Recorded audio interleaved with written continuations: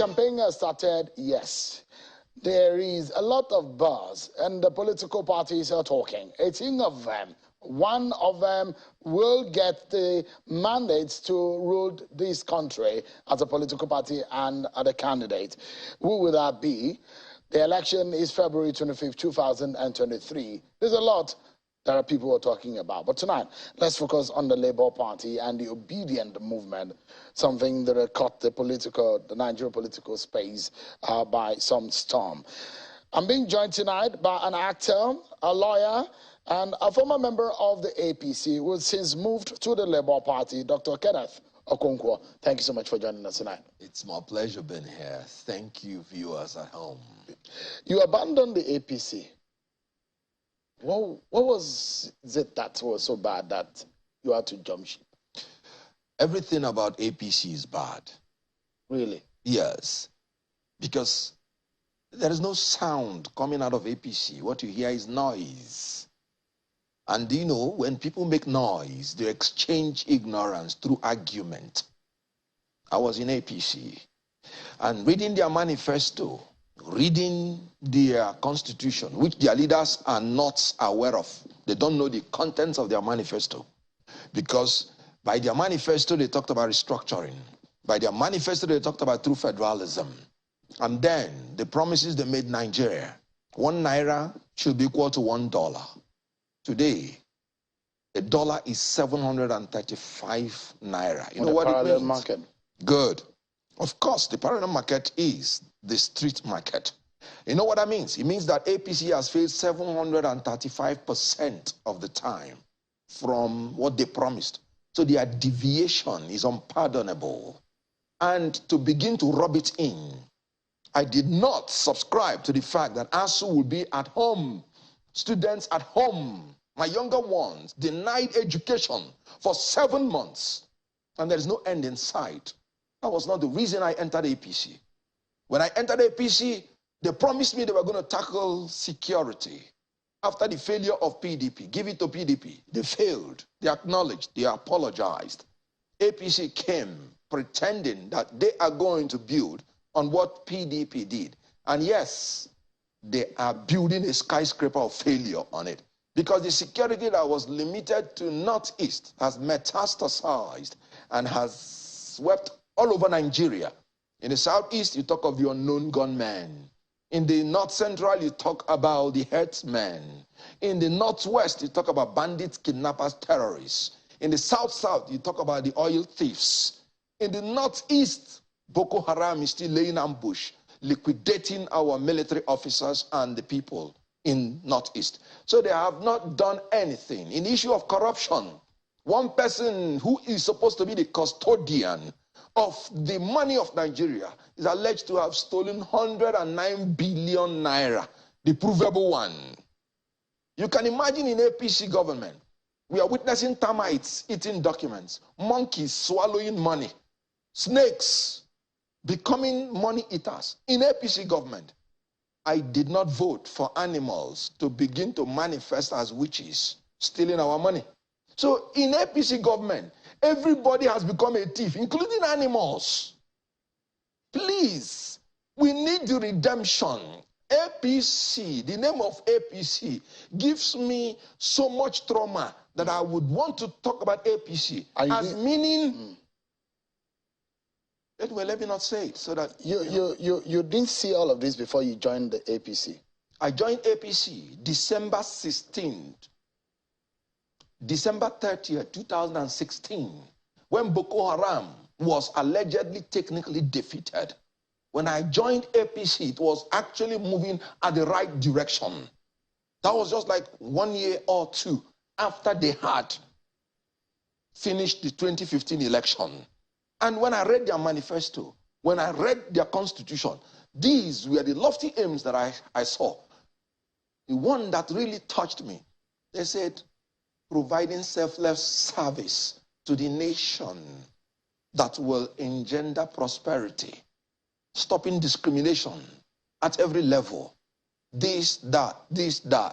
I stayed there till after 2019 election, when the new government came in, and I saw the direction they were going to. If you have been reading my column, you discover that I have been in APC, but I have been abhorring everything they have been doing. But perhaps for those who will say, those who have been following you also, you wanted to be governor in Enugu State. Yes. Perhaps the reason why you didn't get a ticket, and maybe the reason why you're speaking like this. These are some of what your critics are saying, that that's the reason why you left the APC before, because you couldn't achieve your aim.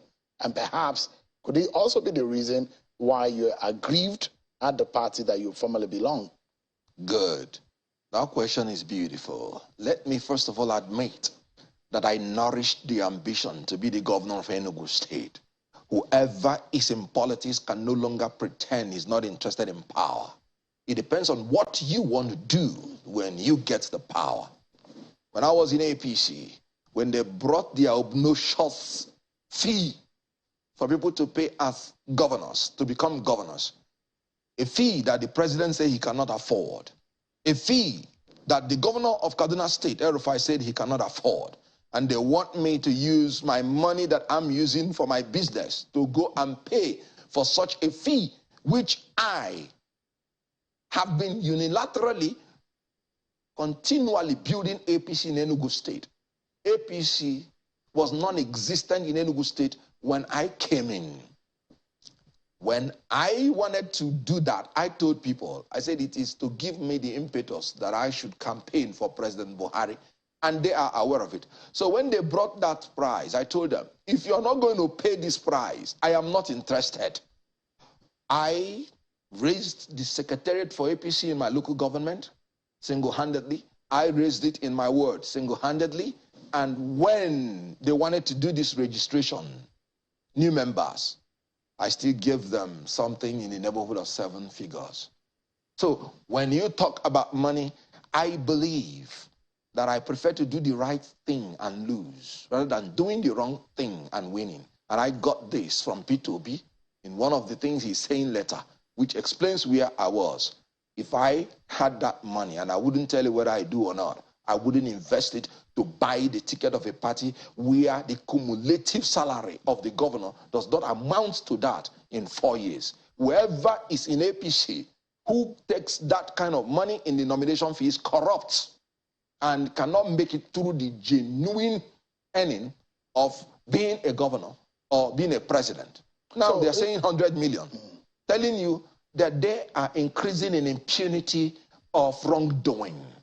I will quickly come to the Labour Party and some of the issues, but you touched on a few issues which I'd like you to comment on. The president said he came into power where security was a major problem. And today he said he's done his best to fix the problem of security in this country. If I knew that innocent citizens will be taken away from train, which the president told them it was safe to ride on, and will be in captivity for 8 months, you and I know that I would not follow that president. And he's rejoicing. He has done great things.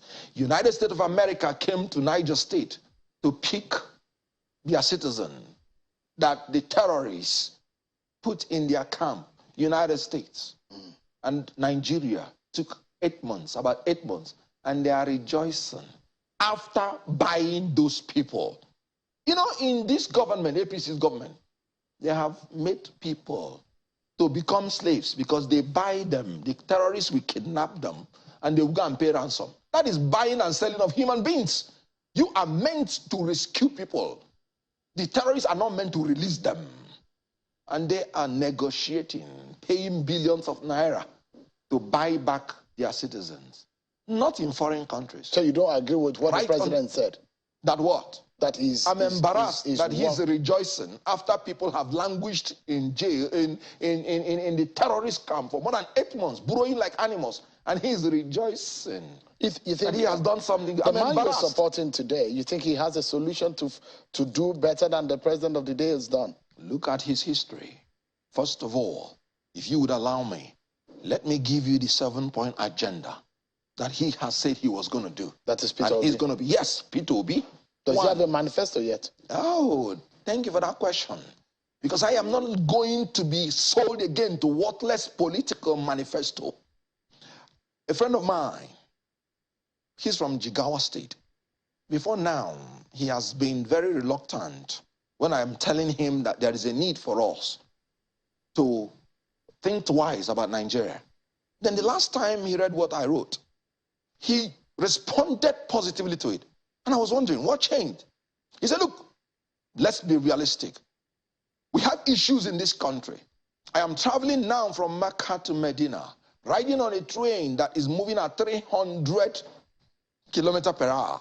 He said 40 years ago, this was a rural community. But the leaders of this country have put infrastructure and have transformed this city to a mega city.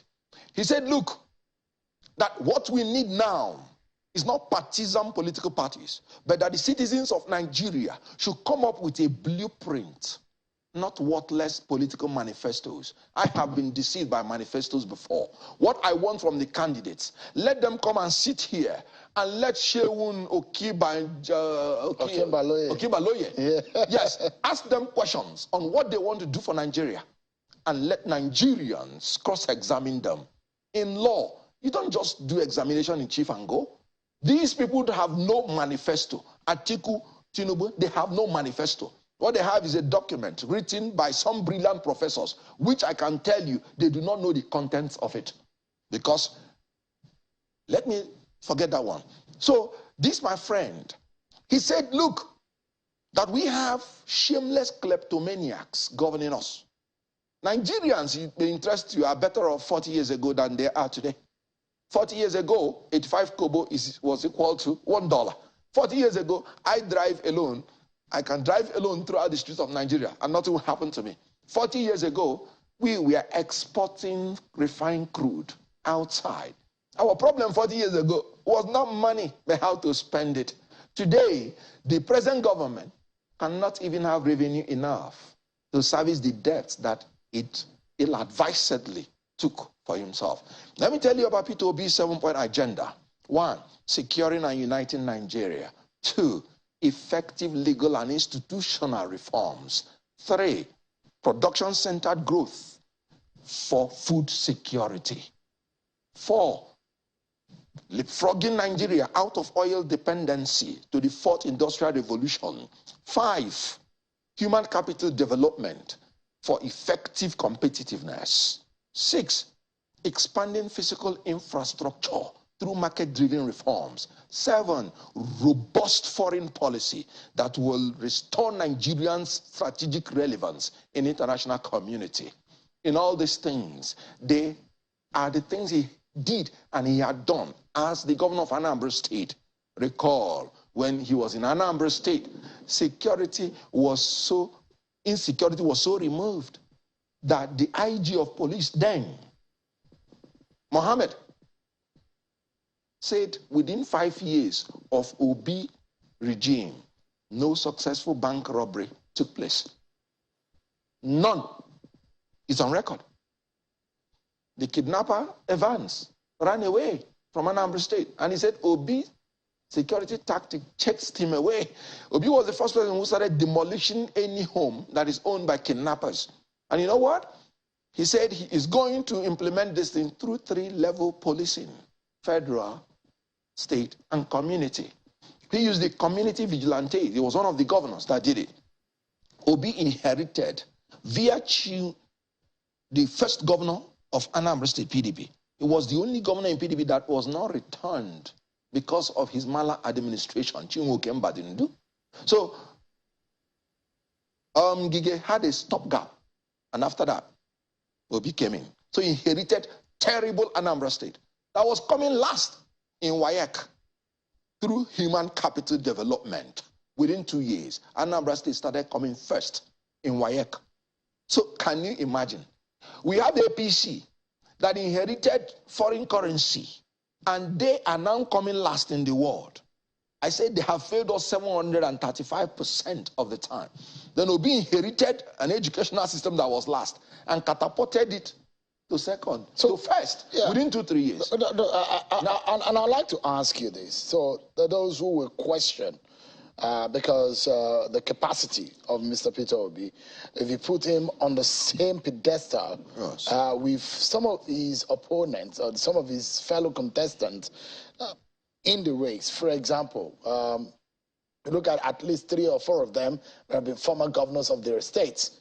Robbie Okonkwo was a former governor of Kano State. Bola Tinubu, a former governor of Lagos State. Peter Obi, a former governor of Anambra State.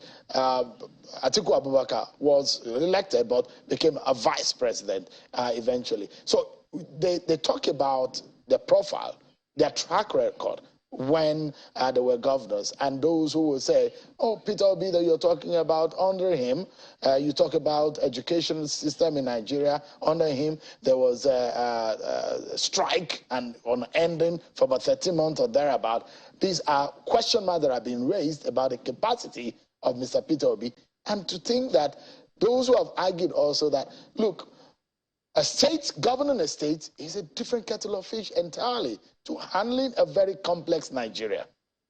Very good. I am going to talk about this, just citing what other people have said. The spokesperson of APC came here and he told you, Peter Obi is better than Atiku. And the reason is because Peter Obi was in a position to take executive decisions and Atiku has never been. So that's settled. When you talk about Tinubu, you just say former governor. He has not held any other post except former governor. Good. He was there for 8 years. Peter Obi was governor for 8 years. So when you talk about capacity, to be very respectful to these gentlemen, they are men of desperation. They are not men of destination. At 80 years, what can they offer? You cannot foist a disunited party on a disunited country to collapse. For those who think that Peter Obi belonged to that same political class, he was a former PDP. Now he left. I mean, how would you define Peter Obi if you say, would you say that Peter Obi is cut from the different cloth? All right. Because he was a former PDP member. Okay. Now, and you've criticized PDP. Very good. I wish you were sitting here and I'm sitting here, and I'll ask you some very tough questions. When he was in PDP, did he, by any means, occupy any executive position for which he took any decision? None. I was in PDP, entered APC, and I'm in Labour. He was the governor of Anambra State, APGA. He entrenched APGA so much in Anambra State through good governance that even he himself could no longer uproot APGA. You can imagine that level of good governance. That Anambra State became sentimentally attached to APGA because of the foundation of governance that Peter Obi built.